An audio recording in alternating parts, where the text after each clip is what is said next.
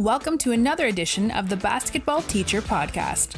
Our mission is to bring you discussions on a wide array of topics in the coaching world to grow players on and off the court. You can connect with us on YouTube, Facebook, and Twitter, and also reach us directly through email at basketballteacherpodcast@gmail.com. Now, here's your host, Coach Mike Hernandez.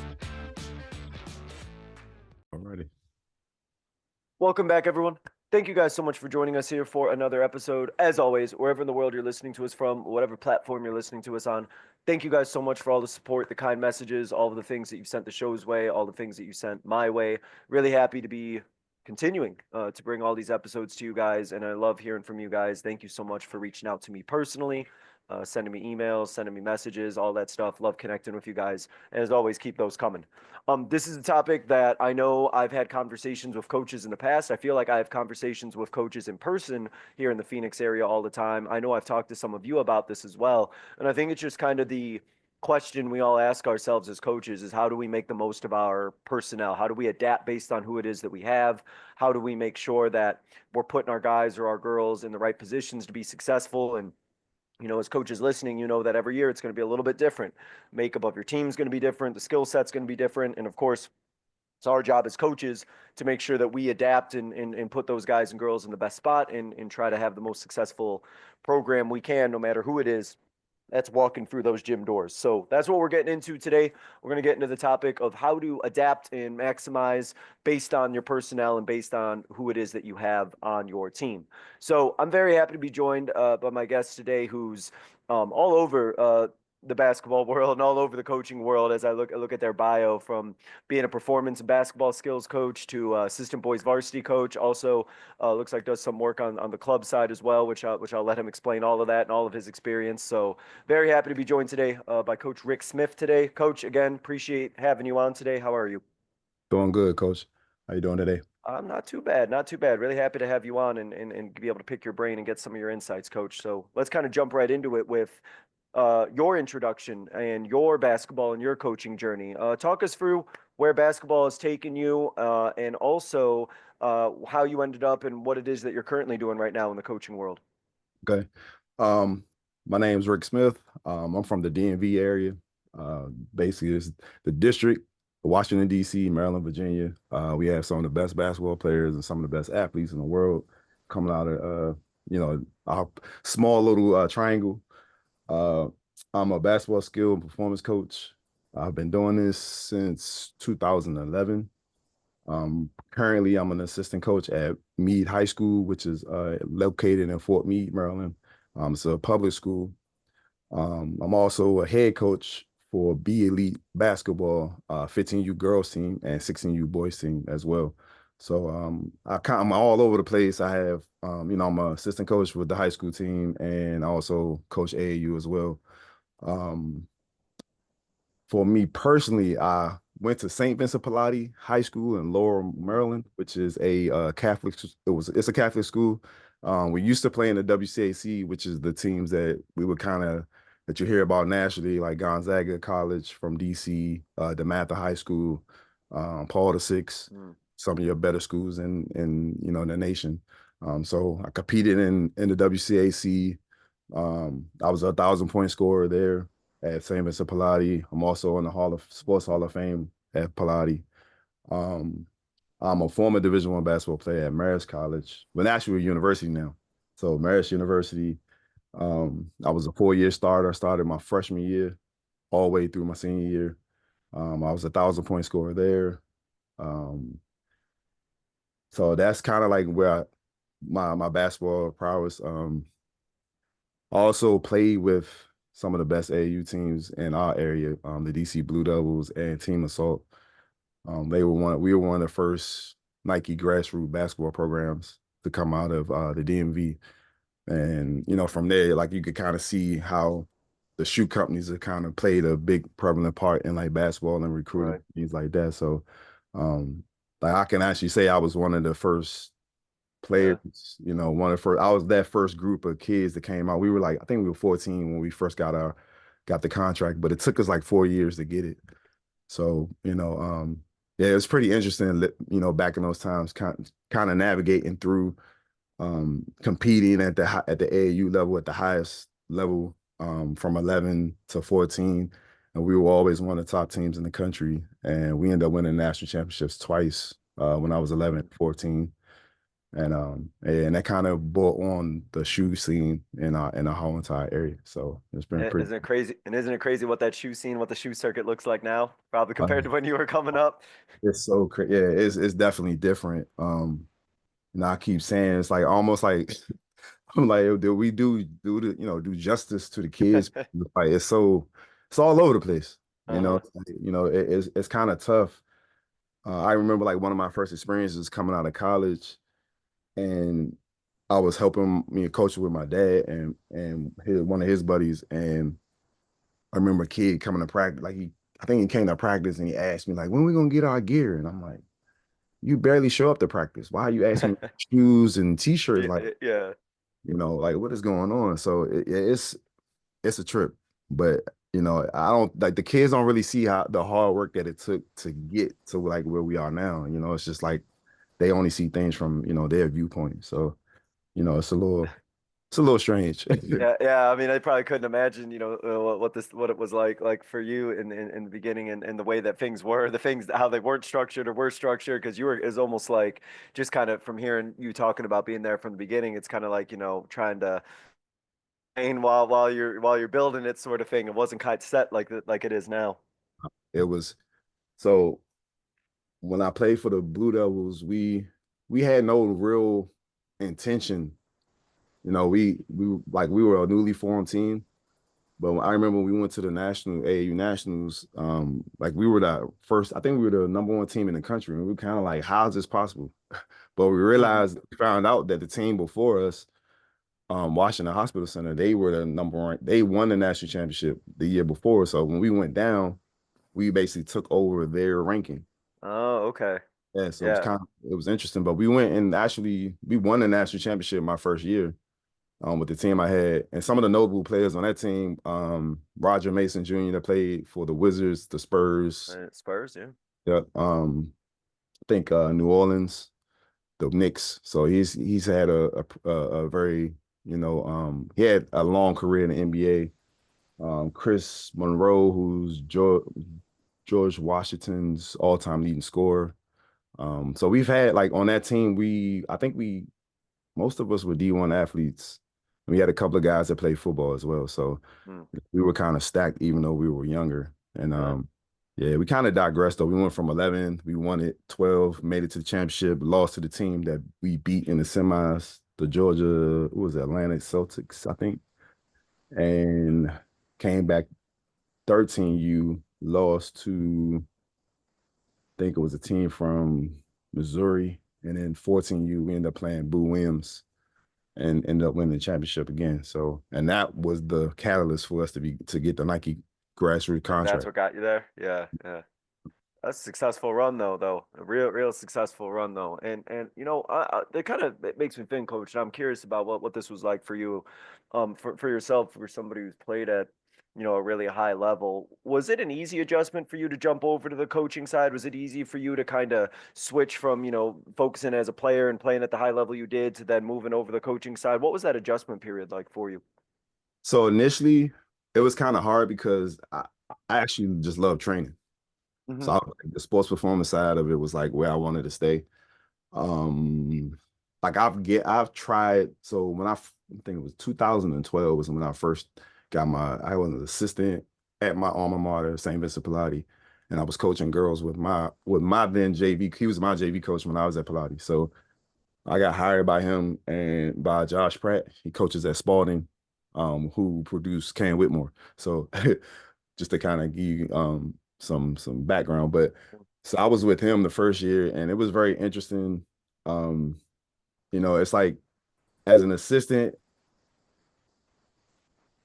the way that I grew up and the kind of the way that and played the way that these kids kind of operate was different.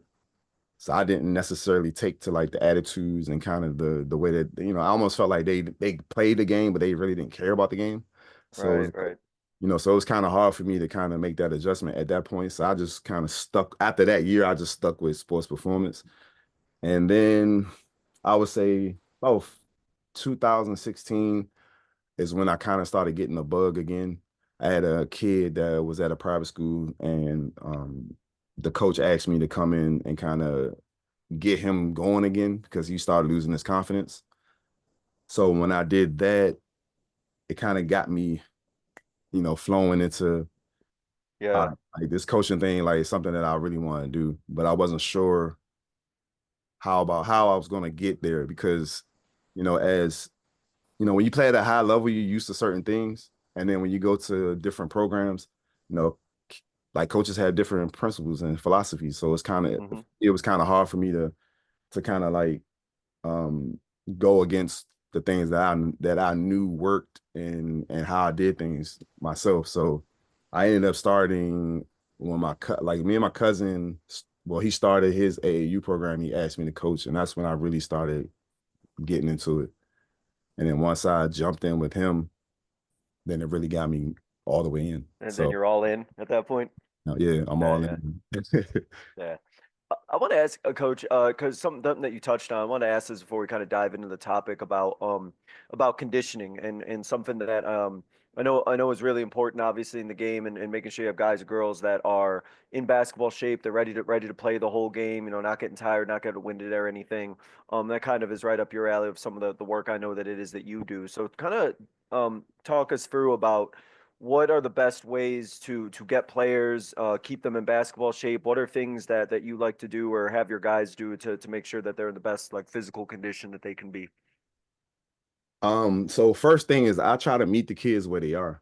Um, I'm not the type of person I know like my philosophy was forged when I was in college because I noticed my coach never took our legs away from us.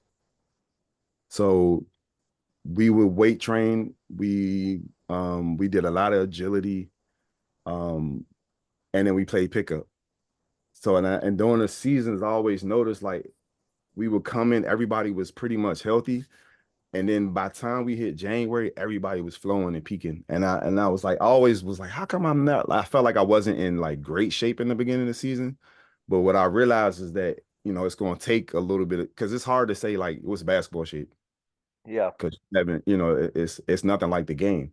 So like what I do with the kids now is so with the high school this past year, we had Hmm. 2 days of weightlifting. Within that time frame, like I would give them say like a part of our warm up, we would do a lot of like speed work in the beginning to kind of get our like nervous system ready, and then we lift weights. Some days we would sprint and then go lift weights. So it's like that was the way that we kind of get them to push themselves or get them ready, physically get themselves ready. Um, but then also, playing the pickup games and just trying to get them mentally prepared for what's about to happen. Um, when it comes to keeping them in shape, say during the season, Yeah. like get them in a weight room, put them in a weight room. No, like we do like 30 to 45 minutes. I try to do things that's not gonna like really, really like overtax them or put their bodies over the thresholds. So like we'll go trap bar deadlift for our main lift, and then it'll be a bunch of accessory lifts. So I'm into like a lot of body weight training, especially with the younger kids, even the high school kids, because a lot of times they don't even know how their bodies are supposed to move. So Yeah. Yeah. I'll put them through basically like a lot of body, like I use the TRX to kind of help put them in the places I want them. So like we might squat, body weight squat, we might do side lunges. Um, also I like it's called atomic push up. You put their feet in the straps, and then basically their legs are suspended. But try to put them in different positions to try to elicit like that stimulus that they need, but not a whole bunch of reps while you're in season. So that's kind of how I do things like as far as keeping them in shape. Um, the other part of the conditioning part of it, Hmm. um, it's tough because so with say public school, you only can work you have to work around a school schedule. So you have to kind of get the kids to buy in to do things on their own. and that's Yeah, probably yeah. the toughest thing. That's tough. Yeah, that's one of the toughest things to deal with. But um, I try to do things that I know that they can do. So like it won't be anything complicated. Like get a jump rope. All right, let's do this. To start off with 2 feet jump, 2 foot jumps, single foot, right leg jump, left leg jump, high knees, things that I know that they can do that's repeatable. And then that way Yeah. it can make it a habit. You know what I mean? That's kind of like my I guess like my frame of thought when I'm trying to get them to do things. Cause it's like I say, it is hard to get them um to buy into those into things they don't want to do because most basketball players don't want to lift weights. They just want to Yeah. play ball. They just want to play ball, right? Yeah. And well, like I also like you mentioned about like the body weight stuff too. I think that also helps with guys who may not have access to things, or they may not exactly know like how to go about doing some of this stuff on their own. But if it's body weight stuff or stuff like that, that's stuff that they can just do on their own with just a little bit of space. So like you said, like they got to have the dedication and desire to do it. But if it's just using their own body weight, or if there's minimal equipment or things involved, then that stuff, if they have the desire to do it, they can make it happen and do it on their own. Yeah. And then one of the things I did for my girls team, so Hmm. my team, I bought squat wedges. Um, I would have basically like a speed ladder. And we just work on so I would have them do body weight squats, single leg RDLs. I call it like knees over toes, toe raises on the wall. Then we do push Hmm. ups, and then I bring in bands and we do band pulls and just kind of keep it like that, push pull, squat hinge. And then sometimes like I bring in my kettlebells and we will actually carry the kettlebells, but it's like simple things that they can do that's not too, you don't have to really think about. You know what I mean? Before practice. And then, we will go through the footwork drills and stuff like that. And I did that like we would do that like twice a week in the beginning. So like from March to about May, like we would do that every 2 days a week. And from like May to, through the rest of the season, I would tone it down to one day of strength Right. training and then kind of make sure we still do our footwork and our foundational work though before we do anything, just to make sure that we still stay sharp. So like the footwork drills is basically like I start off with and it's a part of my conditioning. I try to get their feet moving with the ball. So like we'll do like skips and pounds, um, up and back, and then we'll Mm. go show wipers with skips. So right hand up, left hand back, crossover skips. Then we go high knees. So I'm trying to like sync their bodies together with the Yeah. ball so that they can actually, work on their coordination and things like that. So No, that's awesome. No, I think that's some real good stuff. Appreciate you sharing it, Coach. All for right, sure. as we shift into the topic about adapting based on personnel, I guess let's kind of talk in general, Coach. Talk about some of the different types of teams that you've had throughout the years, and with those different teams that you've worked with, how have you kind of identified like what the strengths and weaknesses are of those teams, what it is that's going to help them be successful? Kind of talk us through some of those situations that you've been in.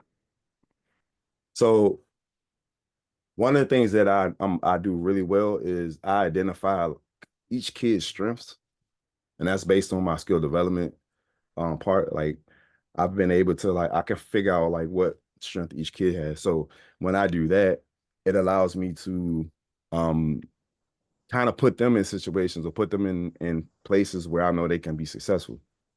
So my goal is like always to keep their strengths, and then bring up their weaknesses as we're progressing. So when it comes to say one team, when I first started coaching say AAU, we had a team of they were like I think it was we had 5 seniors that were playing from say April to like May. Okay. Um, when they came in, we had our same system. They knew the system. So we let them kind of, play and gel within the system that we were already running. Hmm. The next year, we get a team and totally different. I think they were all sophomores and juniors. We had to basically adapt to them. So instead of us running the same system, we were running with the other group, we were running more 5 out. With this group, we had to change it up and we went 4 out one in. And What I noticed is that once we did that, the second group, they started making their own adjustments. And I'm kind of intuitive when it comes to how figure out what we're gonna do. It's like you're not gonna necessarily, I feel like when you're in practice, it looks good, but you're not gonna necessarily know what to really change until you get it in game. Until you're in there. Yeah, until you're playing a game. Yeah, so once I kind of see us play a couple of times, like I'm like, all right, well, we need to switch this because these things aren't happening. Um, just say like, I'll give you a perfect example. This year's Okay. team, coaching them. So our varsity boys team, we basically run 4 out 1 in. We were 4 out 1 in team. My matter of fact, my coach, the coach that I'm with now, is my high school coach. So like I know pretty much everything he's going to do. And I watched some of the games last year, and I was kind of surprised. We came in this year. He said, "I want to run 5 out," and I was kind of like, "But why?" Like our advantage is our height. So we got a bunch of guards, and we have 2 kids. We have 3 kids on our team that are like 6'5", 6'6". So 2 of them, one's a senior, one's a junior. And I'm like, we need to, after the first couple of games, I was like, I feel like we played into the hands of the defense because we didn't play to our strengths. And we were trying to run 5 out because we want spacing. And, my coach wants to adapt to the times, that we're in today. So I'm like, Space, all right, yeah, space the cool. floor. Yeah. Yeah, I'm like, it's cool, but that's not our strength. Like, we got a kid that's 6'5", and he's a forward. He should be playing probably small forward at the level that we play at, but he's not comfortable there because he hasn't done it the last couple of years. So I made that suggestion to my coach, and he was like, "All right, we're gonna go back 4 out 1 in." And since we've done that, it's like changed pretty much everything. The kids are more like they understand what they're supposed to do. They're making the adjustments. I think like as a coach, when it comes to trying to make that personnel adaptation, we have to ask too. We need to talk to the kids and see what they feel comfortable with, like what parts of the offense they're not that they don't understand, and just be more put them in, like be a little bit more definitive in the roles that you want to put them in, and just make sure that they feel comfortable in those roles. And it kind of helps, once you start figuring those things out. And so, one of the like for you, I guess what I'm curious about then when you're when you see a group of guys come in for the first time and you just kind of see them in the gym, are there things that you can look at when you see them play a little bit? Be like, okay, I know that I could this guy's got like some post moves. I might be looking to get him. Like you said, that 4 out or 1 in, or okay, I know I got a couple good ball handlers because I can see this, so maybe we can run this. Are there things that you can like pick up on right away when you kind of see them in the gym that kind of get you thinking about what might be successful for them? Yeah, so the warm up that I normally put the kids through in the beginning is how I start making my assessments. I want to see how coordinated you are. Can you handle the ball in certain, can you handle the ball in certain ways? Uh, are you do you have attention to details? Because if I'm asking you, say, when I'm saying if I ask for a pound skip and I'm saying I want the ball below your hips, are you listening? Are you doing those things? Um, Also, when we go into our shooting drills, I'm watching footwork. I'm a big proponent on footwork. And that's why, like I was saying before, like everything I do in the beginning is footwork. I want to see, are you using your inside outside footwork? Can you come off a curl? I know a lot, I feel like the curl is one of the underutilized pieces of footwork, I believe, in basketball, because it could teach you so much. Like you can do a lot off the curl, even off the dribble, even off the catch. So I'm watching those things. Um, Also, again, like, are you hung? Like when you get a kid in, watching their aggression. Mhm. Are they nonchalantly doing these drills? Are they just going through the motions? Are they actually putting in effort? So those are things I'm looking for, because, as a coach, you don't want to have to coach effort. You want to be able to just, Right. hey, do this, that, and the third. So yeah. And so, what do you then see in terms of adjustments, I guess? You said like, that sometimes you really can't make a decision or you can't know for sure until you actually see them play in a game situation. So if you had these situations where maybe you thought one thing and then you saw them play and then it kind of made you think, okay, we're going to change things up a little bit. Because I know I've been there before. I'd be curious if you've been there as well. Yeah, I'm basically like I'm intuitive when it comes to things like that. Like I'll watch, and if I don't feel like it's working, like I'll make that change like instantly. Boom, right there. Yeah, and and I'll like break it down like, hey, this is what I'm looking for. This is like say if all right, so defensively, right? Say you're running a diamond press. We know that's not going to work, which is basically the 1-2-2, right? And then we try to get the trap, and then depending on the team, some teams might have the deny man either go to the ball side or either stay back. Just depends, right? So, but if I know I have a team in at the point where my deny man's slow and I know they can't get there, all right, let's make the adjustments and go 2-2-1 or 2-1-2. You know what I mean? So, like, kind of do it that way. Offensively, like I will stay in motion. I don't run a lot of sets. I try to get a lot of my kids to play a game off of reads and actions instead of just trying to run a set a whole bunch of times. Because that way, especially like I coach 15U, well, last year was 14U girls, and I want them to be able to like start learning the game, not from just the sets perspective, because I Hmm. feel like they become robots. Robotic, yeah, yeah, yeah. And so I try to I allow them to play games off of concepts. So last year, we ran a lot in the beginning, we ran some Princeton stuff, and it was kind of like it was stuff that my cousin was running, and we were trying to have each team run the same offense. And that's when I really was like, all right, this we can't do this because in the game, my girls can't make the chin pass. Like they can't make it to the elbow. For some reason, they throwing the ball over their heads. It's like a turnover every time we try to initiate the action. So I had to switch it, and it took us like probably a month and a half before like I switched it to a dribble drive motion, but it took me at least probably like 3 or 4 weeks before I could understand the actual movement patterns within it. And once I kind of got it down, I would add just little elements of the offense to my girls, and then I would say the simplest parts of it, like what I consider efficient. So we were doing it in practice, and we saw that it was working. Then we get in the games, and then we really saw that the action. So we would go middle drive off the dribble to a kickback, have girls come basically like curl behind and then drive right because most of the girls strong right hand drivers. Then we have a post in a weak short corner, weak side short corner. So anytime we drove the ball, when the help side came, we dump it off to the weak side big, and then we start getting more easier layups, and the offenses were more efficient. And once they started seeing that, they were like, that was when we started. I know one of the It's, questions about buy-in. yeah, yeah, yeah. Yeah, that's when we started getting the buy-in because they're like, When yo, it clicked. works. Yes. Yep. So I think that's like one of the biggest things is like once they start seeing that it works. And then like I said, sometimes like I won't even like if I run a play and they branch off and do something different, but I see that they're reading the play, like reading the defense, I'm cool with it.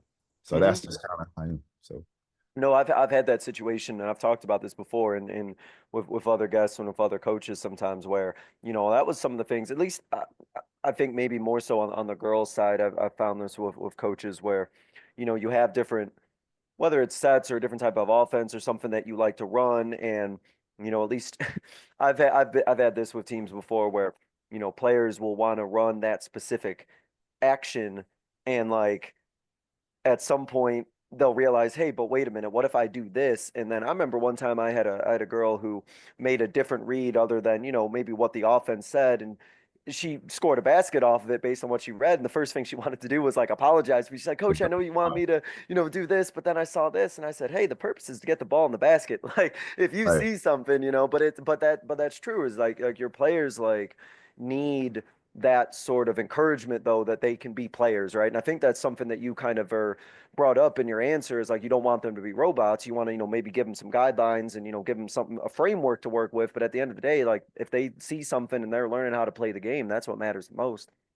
Exactly. And that's like so I've had down here we have some bigger programs and a lot of the kids we get come from those bigger programs, Mm-hmm. starting to lose confidence. So when I'm coaching, I have to rebuild, basically. I'm rebuilding confidence. And that's one of the things I'm trying to encourage is like, hey, like, be yourself, play your game. If you see something, do it. I'm not gonna bite your head off because you read, you saw a read, even if it doesn't work, but at least I see that you're thinking the game and you're reacting off the things that you see.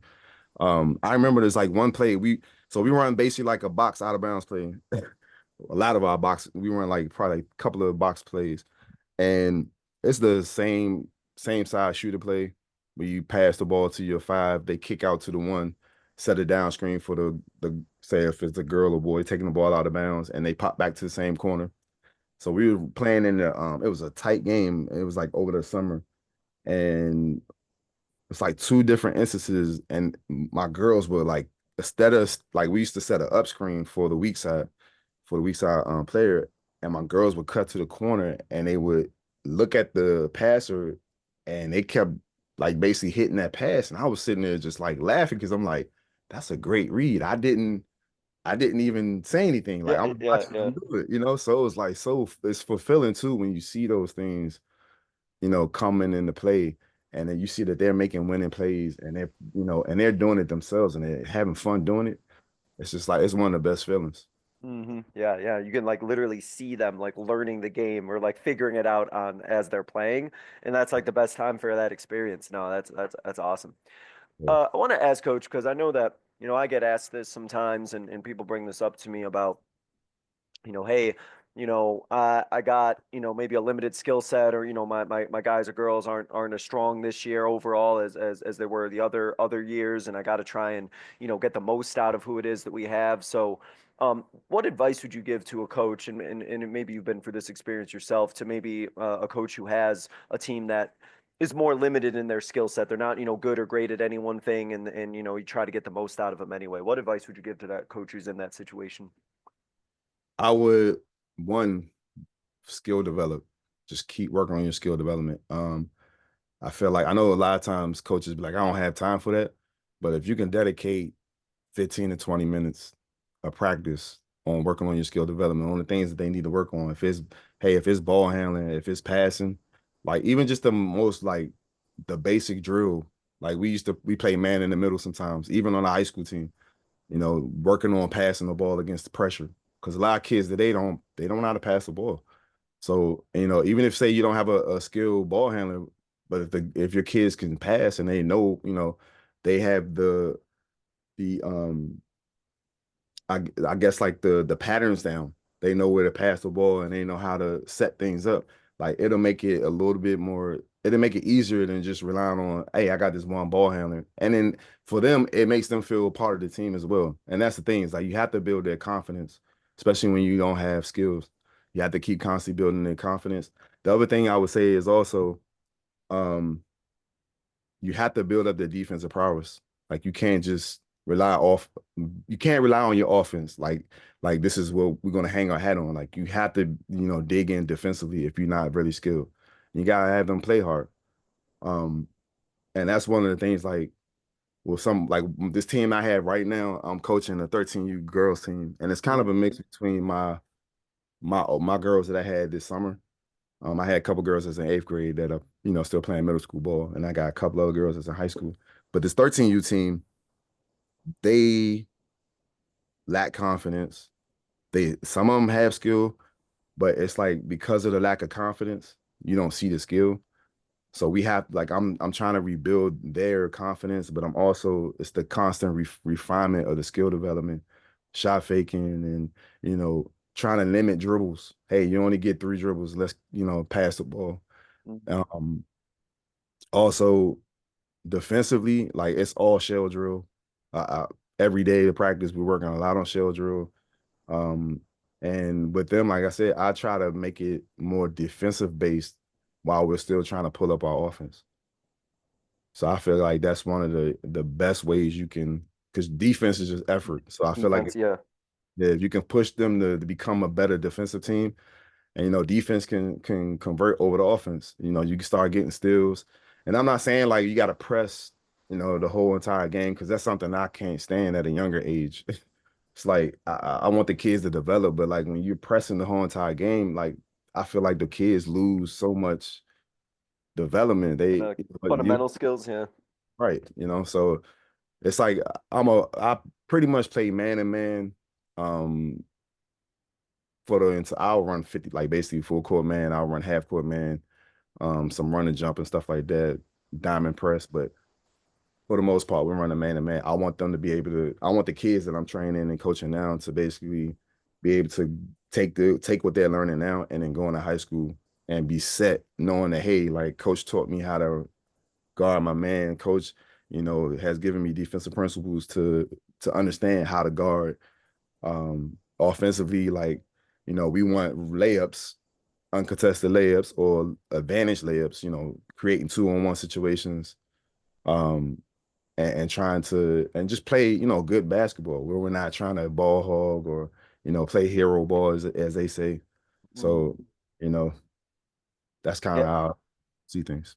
Well, I was gonna say about the skill development card because I thought that was a really good point that you brought up where I get like how coaches may feel like, hey, I have a limited, skill set, and so I got to make the most out of this practice time and work on, this, that, or whatever. But to your point, what I also think too is like, there's no point on working a lot on, offensive stuff if your guys don't have the Yeah. ability to pass well or they can't do these other skills well. What's the point of trying to work through all these things if they don't have those skills down? You're not constantly developing those skills. I think to your point, right, if you're spending time 15 to 20 minutes dedicating on skill work, then hopefully they get a little bit better, a little bit better, a little bit better, and then by the time you are running these things on offense or whatever it is that you like to run, at least their skills hopefully are a little bit better to run those things, because you've been dedicating time and practice for them.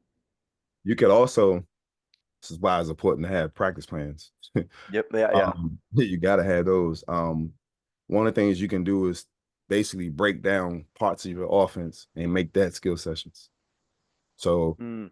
you're running certain actions. Like some of the teams this summer, we started running some pistol action, and then I like Zoom. I love Zoom. So I'm like, hey, we can run, you know, we'll run some Zoom action on one side of the court, and then we'll run some pistol action on the other side of the court, and we're getting shots off for both actions. That way, like, you can run it. If I come, say we set a down screen, and then we come on, say for a Zoom, we go for a DHO. All right, we attack in the middle, we're pulling up at the elbow, or we getting all the way to the rim. And you just kind of create your skill sessions based on the things that you will do in game. Hey, we're going back door.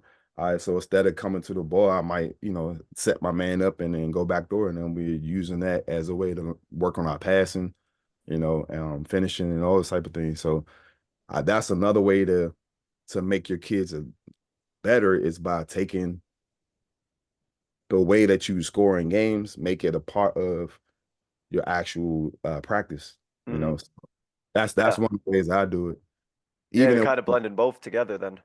yeah, even in warmups, I don't do a natural. You know how like if you go to a game, see people doing 2-line layups. Hmm. I don't Yeah. do that. Like I'll literally like we'll go dribble handoff into a layup, and I don't care if the other teams is watching. I'm like, yeah, it's part of our offense. You can watch. You just gotta stop it. Like that's how I feel. Yeah, yeah. And I mean, it makes sense, right? You're working on you're doing the things that you're going to be doing in a game, right? And it's like, hey, the belief is, and I think a lot of coaches, at least good coaches that I know, have this belief. Like, you can scout us all you want and know what it is that we're doing. At the end of the day, if we still execute it and do what it is we need to do, we don't have to worry about like what you know about us because we're gonna, if we play the game and do what we need to do, like everything else will work itself out. I always like that philosophy personally. Yeah. Um, go Go. ahead. Now you go.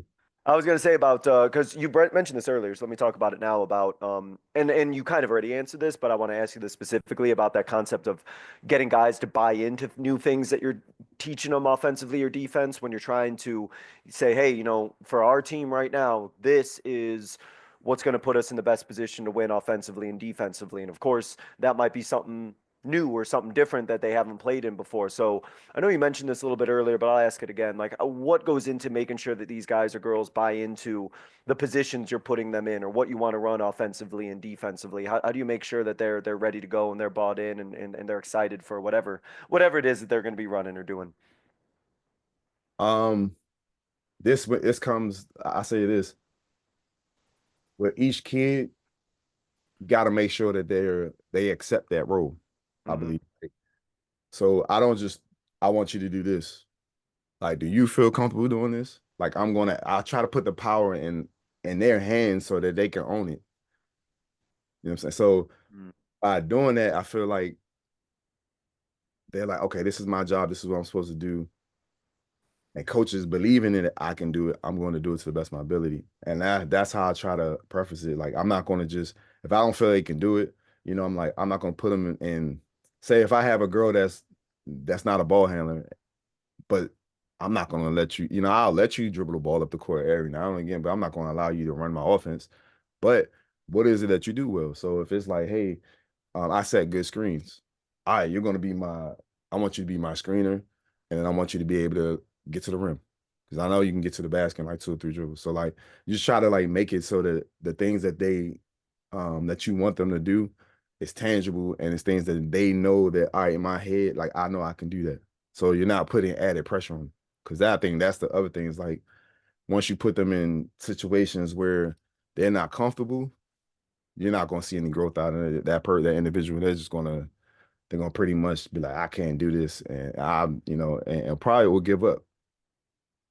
And so is this a situation that you found yourself in a lot as a coach? How often are you, putting or having these kind of conversations or putting players kind of in those situations like you just brought up?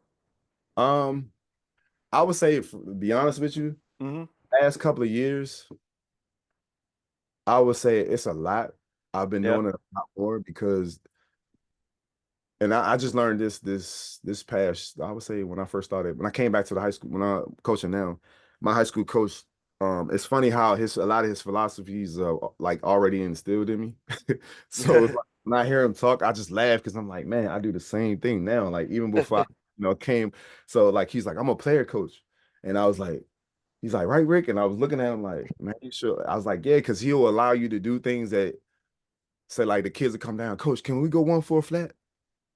And he'll look at him like, nah, go ahead. Like he gives them that okay. So now they're like, and I find myself doing the same thing with certain kids and certain, players I have. I'm like, what you want to do? And they'll tell me, and I'm like, all right, not this possession, we're gonna do it the next possession. So I give, you know what I mean? It's like you're giving them the okay to basically like be who they want to be without like killing their my biggest thing is confidence. So that's you're gonna hear me keep saying it. It's like you gotta make sure that you're keeping your players confident. And especially today, like it's just with social media and like all these different distractions, like you will see like a lot of these kids are not focused. It's just it's kind of tough, but you have to like navigate through all the distractions that they have. So that's one of the things that I try to impart on the kids. Yeah, and I don't know about you, coach, but I completely agree in terms of what you just said, especially about the confidence part, that I know that when I got a girl, for example, who, if she gets a little bit down on something, it could take her a bit for her to come back up. Now in the game, she'll give me, all the effort that she can, but you can almost kind of see it in her body language, especially offensively, where she feels a little bit hesitant or a little bit, slow on her release, even though she's, wide open, ready to shoot, she might hesitate a little bit. And I think that, that's something for all coaches, I think, to just be mindful of is like you see your players working really hard, but if you kind of see that little bit of hesitation or you kind of see their head down a little bit or their body language down, like you got to try and catch that right away because Yeah, sometimes that could be a slump that lasts a long time if you let it just kind of build and build. At least in my experience, I've seen that. I was gonna say, especially on the girl side. Right? 'Cause the Yeah, most, some guys don't have that problem at all. They'll just keep going, but some girls, yeah, girls, which is what I've mostly been coaching at, I've seen those slumps hit and they can hit hard sometimes. yeah, the girls is like I would say this past summer it was probably like my most fulfilling coaching job. And Oh yeah. coaching 14U girl, yeah, it was. I had a ball, but it was so taxing, so emotion. Like the emotions of like almost every game was just like unbelievable. Like like during the games, I've had girls cry. Like, I mean, right in the middle of the game. And I'm sitting there like, oh my gosh, you're okay. Like the daddy mode kicks in. So I'm like, look, it's gonna be okay. And I'm going over hugging, consoling the girls and just trying to like, hey, we're gonna get through this. All right. I'm not taking you out the game. You're good. Just make your adjustments. And it's like the constant like reassurance from them is it's like you have to do it. It's a must. Um, and the boys, it's funny. They have like it's like the ego part that you have to kind of that you have to deal with a lot of times ego and a little bit of insecurity. Like you'll hear them talk, no, they talk trash all the time or say a lot of things, and it's like, man, I know you're not. Like you can't mean what you just said, and they kind of see through them a little bit when it comes to the boys. So you have to kind of like shift through all that nonsense to like Mm-hmm. be a little bit more direct with them. It's like, yo, nah, you're playing around, man. Let's get to it, And once you start kind of um digging in with them and letting them know, like, man, look, you're not doing what you're supposed to. And if they, most of the time they'll respond. They'll respond to, the things that you're saying. But a lot of times they have to experience these things too. One of our kids now, he's having a shooting slump. And one of the things that he's starting two guard, and I keep telling him like, you have to stop relying so much on your jump shot. I need you to start getting to the rim because he's an excellent driver. But the one thing that I would tell him is stop using that jelly finish that everybody, a lot of kids started adapting. I'm like, because when you go to the basket, all it takes is somebody to hit your arm or hit you one way, the ball's gonna go it's gonna ricochet off the backboard. You're not gonna get that shot off. Like you need to start finishing like basic, to go to the rim, up with two hands, finish through contact, try to get to the backboard and finish, like those type of things. So it's like I had to keep telling him, and then on Friday it started clicking, and he had Did it? 23. Yeah, and he had 23 points, and I'm like, all right, like you finally starting to see what I'm saying. Like, you can't rely so much on your jump shot to, I know that's your strength, but you're not shooting the ball well. So now what's the next thing that we can do that will ensure us more points, you being more efficient, and what's going to help you gain your confidence back? Oh, I mean, that's to the point of that conversation though, is, I think being able to adapt based on also the personalities that you have, and that conversation you brought up is a good point, and the things that we just talked about also about, you might have a team of really confident players who can fight for anything and get through adversity, or you have guys who can maybe quickly mentally adjust and say, okay, my shot isn't there. What else can I work on, or what else can I do? But you also might have, a group that, struggles a little bit with that, or they're a little bit more like emotionally volatile. Like I had a group a few years ago who was very like up and down. When things were good, things were great. When things were down, they weren't. And I had to be, a lot more intentional with my word choice and the way I talked to them as a team to make sure that we stayed level. And I've coached other teams, like a team I coached like a year ago that, was very like even keel to the point where like I felt like sometimes they didn't get, up enough, and they were just kind of very like neutral emotionally. So I think that's also part of it, is like knowing kind of like the chemistry of your team and what to say to your team, who to say to them individually to make sure that like you're keeping them mentally and emotionally where you want them to be as well. That's definitely true. And Like, I'm sure you've been there too, right? yeah, it's funny because like my head coach again, like when I was coming up, he was just like, Rick, why were you so quiet? And I'm like, what do you mean? It's like you could have been like I could have been you could have been more vocal. Cause like now that I'm coaching, he's like, hey, I need you to speak more. Like you need to be more vocal. Like I want to hear your opinions. Like I want you to, during practice, where he's allowing me to coach. Instead of, sometimes like coaches, you're just there. Kind of like helping out a little bit. He's like, look, when we have practice, you're gonna have a second team, and coach um Gary's gonna have a second team or the first team. So it's like, he wants me to be a little bit more vocal and help it just helps with knowing your personnel too. It's like if I as a second assistant, like if I can, I understand the kids a little bit more than say the first assistant, that's cool.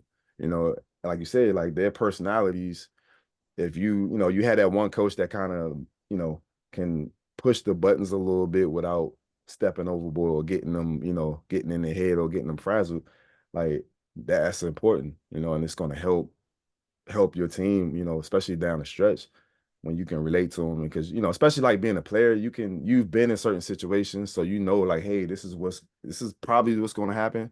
It's not going to, things change a little bit here and there, but for the most part, this is what you need to be looking for. So it's like giving them, those insights and stuff like that. And like you said, you know, you, personality.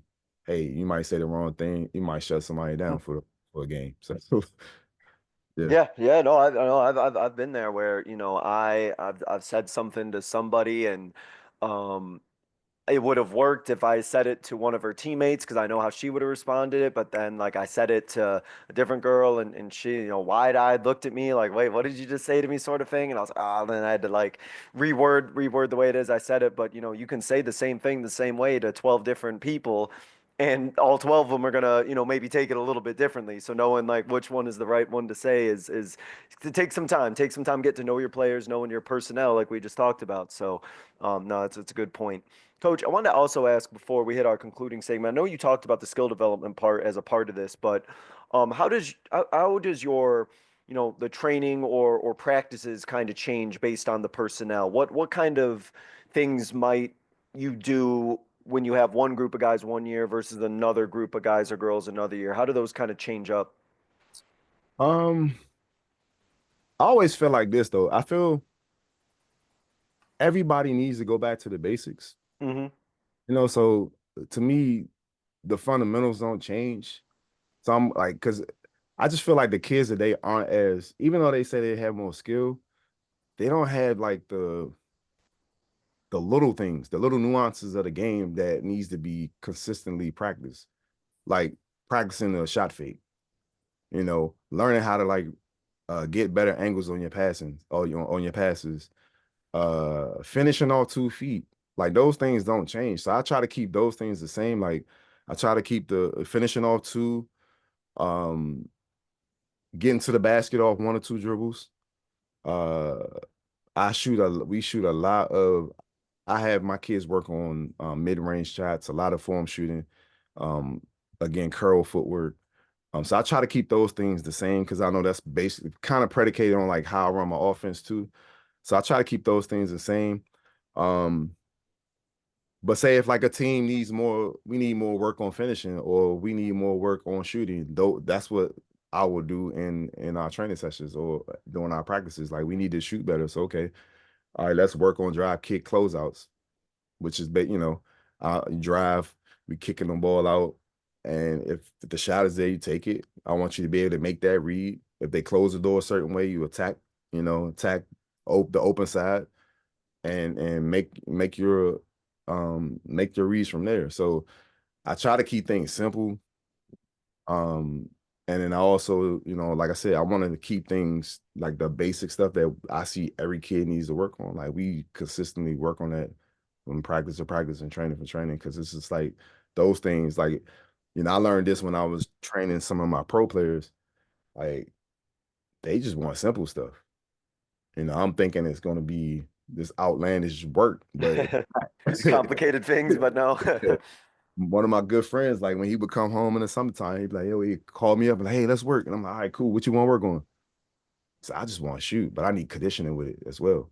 So then we'll be in the gym doing like the M drill, or we'll go basically like I call it triples, where we'll shoot a three, a midi, and a layup. We'll hit every spot on the court from corner, foul line, extend the top of the key, and so on and so forth. So like everything that we did when I worked with him and working with other guys, everything was basic, just real simple drills, but it's just being efficient. And that's one of the things like, I feel like is missing too, is the efficiency within the games because everybody now want to take like 5, 10 dribbles just to get a shot off, so. Yeah. It's something that I mean, I just did with my girls probably a month ago, we spent a decent amount of time, one of our practices, just working on footwork and just working off pivoting and just working off passes off pivots and stuff like that. Stuff that isn't really glamorous, but when, they get trapped or when, a situation happens where they got to make a good pass and they're able to use their footwork and make that pass, then shoot, I'm glad I spent some time working on that because, that's the stuff that, fundamentally, those are some of the things like, that we see all this fun stuff and all this, crazy things going on with, all complicated moves and all this other stuff. But then you also see, like you said, right? Players who can't, go off 2 feet or players who can't, use their footwork effectively or make a strong pass or a good read or things like that. And so, those basics I think are just super important and no matter what the level, right? I think you said no matter what level it is, you're working on that stuff. It does not matter the level because, like I said, like when you watch the pros, their workouts are simple. It's footwork. Can I get my, like, even if you watch, like, say, Kevin Durant, his footwork is always impeccable. It's like that means he's working on it. So, All you the know, time, yeah. yeah. So it's like even with the young kids, I see kids all the time. Like if I ask them to dribble, say middle with their left hand and then step with their right foot, we're gonna go right, left, pull up. It's always either it's the left, right. I'm like, hey, like, can we kind of get this down? Like, I don't have a problem with you going left, right, but let's try to, hey, it might be a situation that dictates you to step with your right foot because it's quicker. So it's Hmm. like they're like, those things have to me, like, needs to be constantly just worked on. Like even shot fakes, like that's like a dying art. The ball fake, like Well, yeah. yeah, you get in the paint, and that's the most simple thing. Like ball fake, get the person in the area, and then go up. Like we don't see that as much anymore. So those are things I feel like just constantly needs to, we have to constantly like Gilbert Arenas said, 98% of the game is the fundamental part. The 2% is what we see on the highlights. And Hmm. I think Yeah. that has to change. And that 98% of the work that you do on those fundamentals is what allows you to do that other 2% because you got those fundamentals down pat. Exactly. Yep. Awesome. Coach, to wrap up, there's a couple questions I ask every guest. I'll go ahead and jump right into this first one, which is um, thinking back on your coaching career, your training career, your basketball career in general. What is a moment from your coaching career or your training career of yours that you think by sharing it, our listeners would be able to learn from? Um, so I'll say this, I had a kid, it's like Hmm. one of my first training clients. Um, and he's playing overseas right now, which is I'm so proud of him. He came to me from Louisville, and in the beginning when I would train him, um, he was a LeBron James fan, and I kept telling him like, you look, don't study LeBron. So he's an outlier. Like he doesn't have footwork. So like I need you to start like looking at players that do have footwork. So I'm like a Kobe Bryant fan. And I kept saying, look, man, look at Kobe Bryant's footwork when he goes this, that, and the third. So I started kind of like laying the his foundation down. Um, and one of the things that, as trainers and as a coach, sometimes we get in this like headspace where like when we have kids, we think that it's just our kid. And my thing is, as a trainer, if I train a kid and he goes somewhere else, it's like the more information the kid can gain and access, like let that kid do what he needs to do to become a better player. Like we shouldn't claim like, hey, this is my kid. Like we shouldn't, So he like the kid went away for like a couple of years, and then his mom calls me and is like, hey, um, like he hasn't gotten any better. Like we need you to come back and start training him. So the first week I remember getting back in the gym with him, um, started kind of simplifying his game. And it's one of the things that I do really well is I try to take, I call it the fat, just cut the fat from your game. Like let's get rid of this stuff that you don't need, right? And let's just be simple and more deliberate and direct with the things that we're doing. So we started doing that in the first like week, and he started seeing improvement. And even his coach was like, "Oh my gosh, like what did you do to him?" And I was just like, "Hey, I'm simplifying his game so he's not thinking as much because he's then got so much information from this person, got information this person. You want him to do certain things, but then you're not really looking at his skill set and the things that he do well. So I'm trying to get him back to the things that knows that he does well. So we started doing that, and from there, like it just took off. Like he went from what was it? What was it? He actually wasn't starting, so he got into the starting lineup. I remember he wasn't hitting no threes. He started hitting Mm. threes. Um, Wow. and coach was just like, man, amazed. And then went through the whole entire, so going into his high school senior year, he I think he was all MIAA, which is like the Baltimore Catholic League. He was like, I think he was second team, got a scholarship to Navy, ended up transferring out of Navy and ended up at Stonehill. They went Division 1. And now, like, when I watch him play, I see all the stuff we used to work on. So it's Isn't that like great? cool. Yeah, it's like seeing all the little things that we used to work on, his footwork. And like, and the other thing I love is the fact that like I used to always preach to him, like, man, if you can just become a lockdown defender at your side, because he's like 6'4", but he's naturally like a lefty, but he shoots with his right hand. So he has all these different like elements to his game. I'm like, if you can do that, man, you're gonna be a monster. So I love, like I said, I love seeing him being able to like.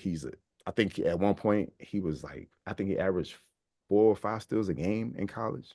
Man. So it's That's like great. yeah. So that's one of the things I would say that makes me proud of. Just the fact that you lay a foundation and you kind of help the kids see what they're really really good at, and then they Man. can move on. And then you can see that growth. You literally got to see it. You saw that stuff that he was working on too. I mean, what a great feeling, right? Isn't that what it's all about, to see that growth and development right in front of you? That's awesome. Very awesome. Yep. Coach, to wrap up, I give every guest kind of what I call the 60-second soapbox. You can go over 60 seconds though. I just like to put a title to it. But I like to use this, coach, as a way for you to kind of get out kind of a final thought, a final message, a closing idea, anything that you want to leave the listeners with, basketball wise, coaching wise. You can kind of take it any direction you want, because, it's your soapbox after all. So, coach, I'm just going to kind of open up the floor for you and just kind of let you take it here from here. Okay. One of the things I say as a coach slash trainer, be yourself. Um, Teach the things that you know. Don't be afraid to be a student as well, though. Self-evaluate. Um, and don't be afraid to change with times. Because that's one of the things that like my head coach, that Coach Mike Glick, he's our head coach at Lehigh, he constantly says is like, he's been coaching for 37 years. He's like, the reason why I'm able to do this, because he's adapted with the players, he's adapted with time. And again, spread knowledge. Don't consolidate, don't hoard it or hide the information. Like if you had information, important information for these kids, like please give it to them so they can start kind of like what Bruce Lee say, like absorb the information you need and then kind of just get rid of the rest. Like we have to constantly, I feel like we need to constantly keep pouring into these kids, uh, keep instilling confidence in the kids. And I know confidence comes with preparation, but as the coaches and trainers, we have to do a better job. I feel like we're preparing the kids for the things that, their task at hand, whether it be, making better reads, becoming better shooters, becoming better defenders, like anything a part of the game, rebounding, passing, like all those little things um, that come with the game. Like we have to keep instilling that confidence in them and just allow them to make mistakes. And that's the other thing, like I didn't really, press upon was I see a lot of times when a kid makes a mistake, first thing they want to do is what? Look at the coach. Like, did I do that right? And as a coach, you should just like be encouraging. Hey, guess what? You made a mistake, but let's keep it moving. Like all right, let's learn from that. Let's make your adjustments and keep being positive. And I know sometimes like, it might happen once, twice, 3 times, and then we might have to pull that individual and, and kind of instruct them to do X, Y, Z, but be encouraging to the kids. We can't like as coaches, the things that we do say can definitely hurt or help those individual kids that we're coaching and training. So we need to, I feel like as a coaching community, we need to do a better job of not, let's make it more fun. Like I understand we're becoming, the game is competitive, but at the same time, we got to figure out a way to make it fun so that we're not losing. A lot of kids are quitting the game because it's becoming too pressurized, and I feel like we need to figure a way where we can make it more fun. At the end of the day, it's still a game, and I know things are changing with the NIL and all these other different things, but yeah, we have to find a way to make this more enjoyable for on every aspect, from coaches, parents, and the kids. So we got to. I feel like we just need to do a better job with that. Awesome. Great point to end on it. Yeah, we're losing too many players, coach. I agree. And we got to make this game something fun and a great experience for them because we want to keep these guys and these girls in the game. So I love that you ended on that point. And the coach, again, thank you so much for coming on here talking about those changes and how to adapt based on personnel. I really appreciate you sharing about your story, the things you talked about with, practices, with, offense and defense and skill training and all that. It was really great. I got a lot from it. I got a whole set of notes myself on things to reflect on think about. So I appreciate it. I know you're a busy guy. Got a lot of things going on with your own skill training, AAU, high school ball. So best of luck with all of it, Coach Smith. Appreciate it. And thank you again for your time. Definitely appreciate you, and hope your season continues well. And like I said, man, I appreciate you having me on. Appreciate it. And thank you all so much for listening. This was another edition of the Basketball Teacher Podcast. We will see you guys next time. Thank you for listening to another edition of the Basketball Teacher Podcast. Make sure to connect with us on YouTube, Facebook, and Twitter, or reach us directly through email at basketballteacherpodcast@gmail.com. Take care, be safe, and we'll see you next time.